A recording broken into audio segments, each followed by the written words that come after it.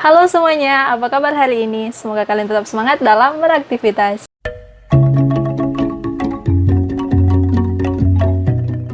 Pernahkah kalian mendengar seorang anak kecil yang memiliki cita-cita sebagai farmasis atau sebagai apoteker? Sekarang mari kita coba memperluas pandangan kita.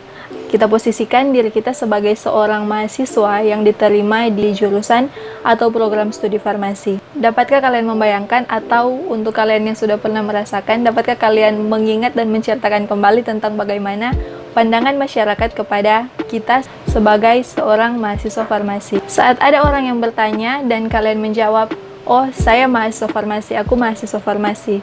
Pasti sebagian besar akan merespon, "Apa itu farmasi?"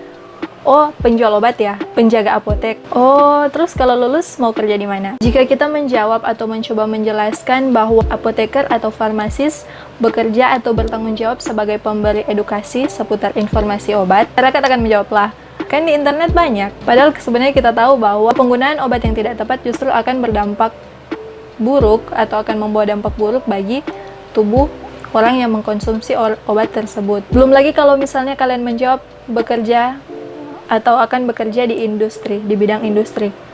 Loh, farmasi kok kerja di pabrik?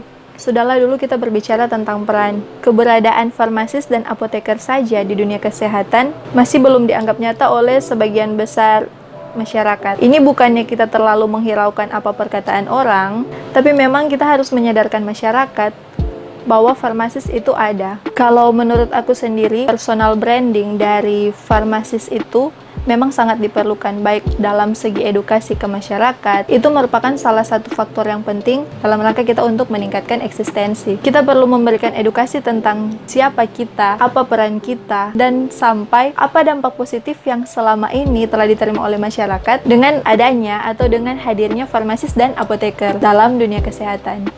Karena orang tidak akan tahu dan tidak akan mau tahu tentang siapa kita sampai kita sendiri membawa manfaat yang nyata bagi orang lain.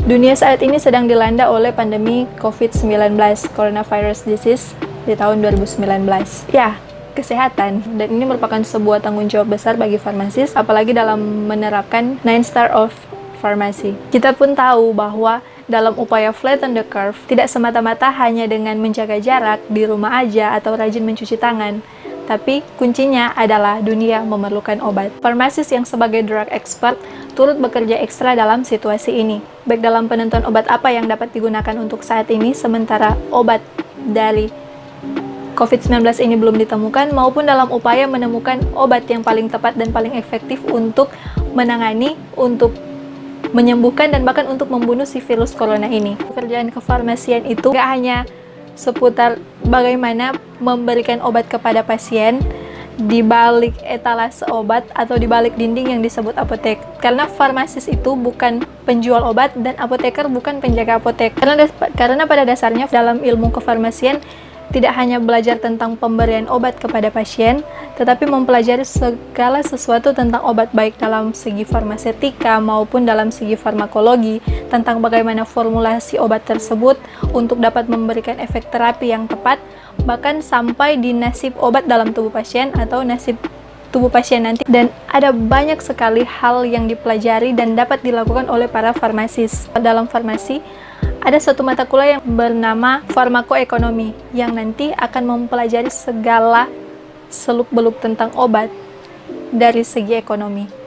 Keren kan? Lewat situs resmi pemerintah, sudah sebanyak 10.843 pasien positif corona di Indonesia dan 3.233.191 pasien di dunia. Itu merupakan jumlah yang sama, jumlah pasien yang sama yang nanti akan ditangani oleh para tenaga kesehatan, termasuk di dalamnya oleh para farmasis. Baik mereka yang bekerja di bidang farmasi klinik yang nanti akan mengedukasi kepada pasien tentang penggunaan obat, maupun mereka yang bekerja berkecimpung dalam bidang farmasi industri yang nantinya juga bertanggung jawab dalam memformulasi obat, bahkan dalam memproduksi obat. Jadi, mari kita memberikan respek kita yang besar kepada seluruh tenaga kesehatan, termasuk di dalamnya jangan lupa ada tenaga kefarmasian.